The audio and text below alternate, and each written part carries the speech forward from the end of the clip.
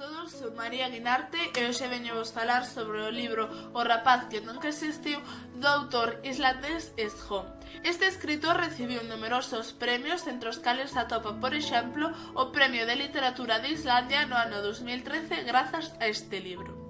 Esta novela é unha homenaxe ao seu tío, aínda que el non é o protagonista da historia, senón, como ben indica o título, un rapaz que nunca existiu.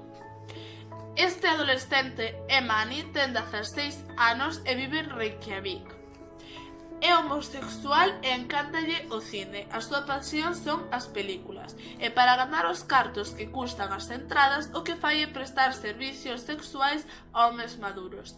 Vive ca súa tía boa, o cal o acolleu logo de quedar orfo. Situámonos en Islandia no ano 1918, cando a Gran Guerra acaba de rematar en Europa e Islandia está a piques de ganarlle a independencia a Dinamarca.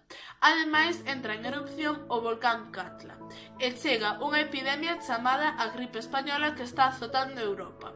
Así que Mani o que decide é axudar a un médico a tratar aos pacientes desta enfermidade.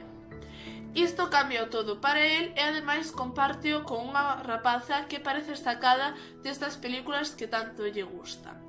O autor deste libro para min escribe dunha forma maravillosa, parece poesía incluso, e dunha forma tamén moi cercana. Parece que ti eres un espectador desta historia como se estivese ocorrendo en fronte túa na realidade, ca única diferencia con que ti sabes que pensan os personaxes que están protagonizando esta escena. É un libro super fácil de ler, super corto, que o lees en nada e que está recomendadísimo porque engancha un montón e ademais o final deste libro dalle sentido a toda a historia, polo menos para mí. Así que nada, recoméndovolo, espero que vos animedes a lelo e que vos gustase esta reseña.